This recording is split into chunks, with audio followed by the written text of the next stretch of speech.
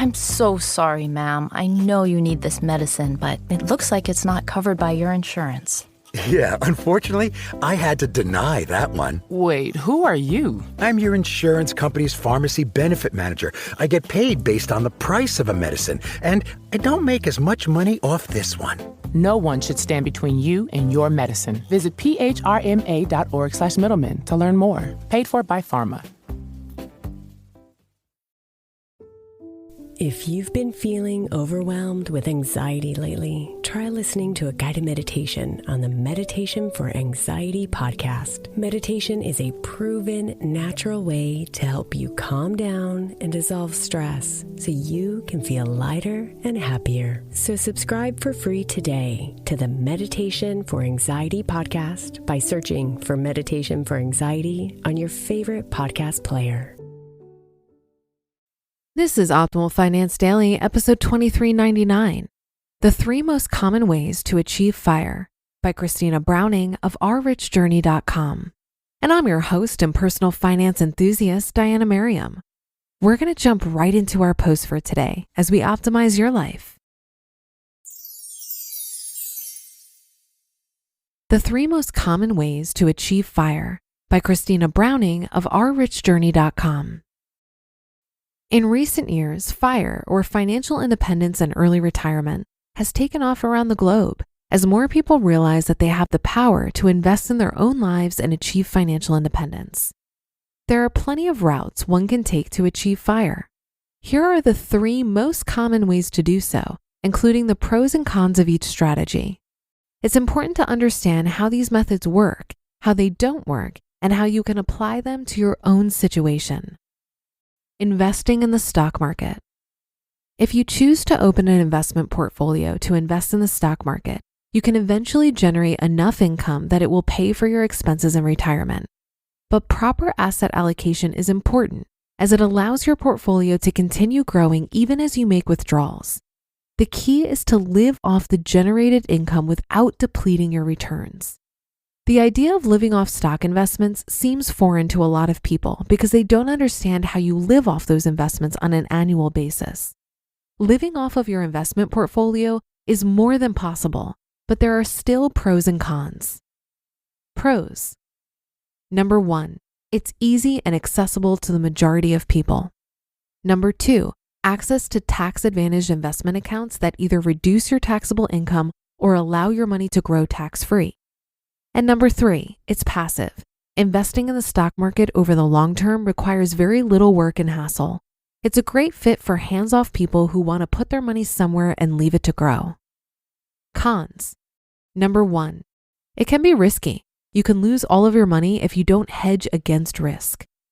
Number 2, you have to invest larger portions of your income to achieve FIRE. Traditional retirement requires saving about 10 to 15% of your income. But early retirement via stock market investing requires much more. Number 3, you have to invest for the long term. Without that long-term horizon, you're unlikely to achieve FIRE due to stock market volatility. If you don't want to invest over the long term, that volatility may cause anxiety, leading you to sell early at a loss. And number 4, investing for FIRE is slow, and it can take a long time to build up steam. Some people will lose motivation before they see results. Investing in real estate. If you have the ability, investing in real estate can be a very effective way to gain financial independence, perhaps leaving you with hundreds of thousands of dollars to put towards early retirement. But as with anything, there are upsides and downsides to this strategy. Pros. Number 1, you can reach FIRE more quickly than you would through investing in the stock market. The returns are greater and you can begin living off of them earlier. Number 2, by investing a relatively small amount of money, you can buy a relatively large asset, which you can then use to purchase other assets, that is, more properties. Leverage through real estate investing is a major pro of this method. Number 3, you have more control over your investments. If you want to increase the value of a property, you can add extensions and make repairs, or even rent it out as an Airbnb. And number 4, it's an effective hedge against inflation, which can have a huge effect on your financial independence journey. When you live off real estate, you're largely protected from the worst effects of inflation, since real estate is one of the first things to grow with inflation. Cons. Number 1, it costs a lot to get started. You need cash for the down payment, repairs, furnishings, etc. Number 2, compared to stock market investing, it requires far more physical and emotional labor.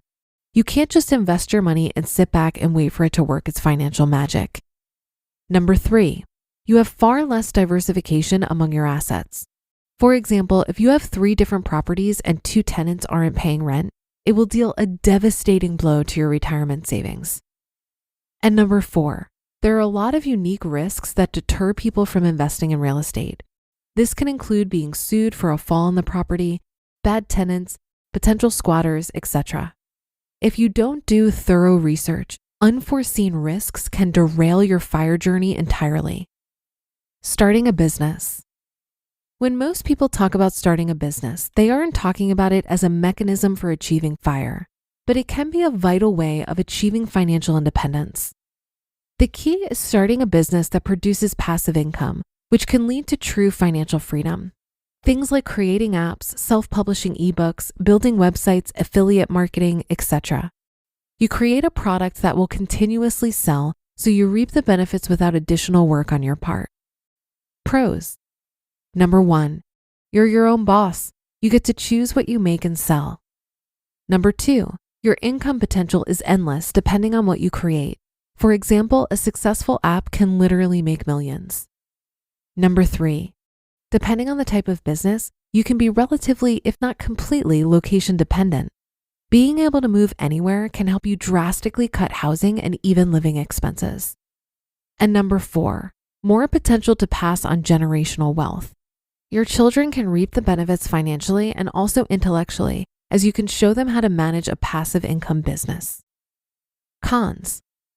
Number 1, there's a fine line between passive and active income.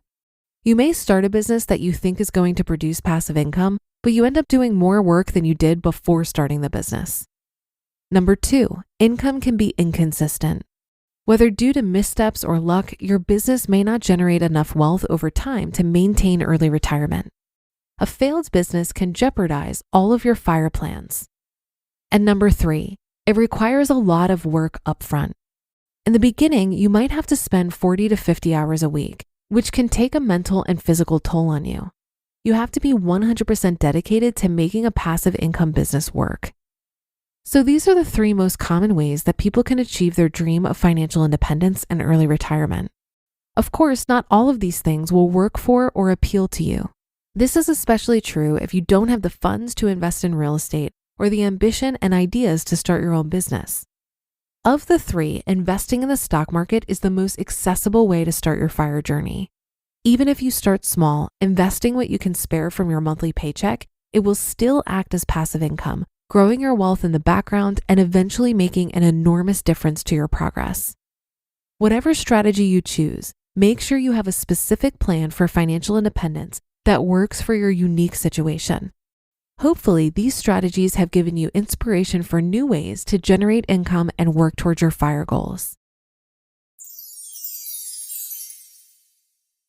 You just listened to the post titled, "The 3 Most Common Ways to Achieve FIRE" by Christina Browning of ourrichjourney.com. I'm so sorry, ma'am. I know you need this medicine, but it looks like it's not covered by your insurance.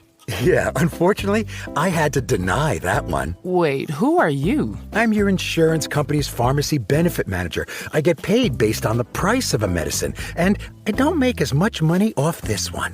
No one should stand between you and your medicine. Visit phrma.org/middleman to learn more. Paid for by Pharma. I thought this article was a great overview of the 3 main ways people reach financial independence. But I wanted to point out that what's described in today's article assumes that you won't retire from your career until you reach your FI number, otherwise known as having 25 times your yearly expenses. That is certainly the typical approach to FIRE, and that was my initial plan. When I started at 28 years old, I was projected to hit my FI number by 40 through passive investment in the stock market.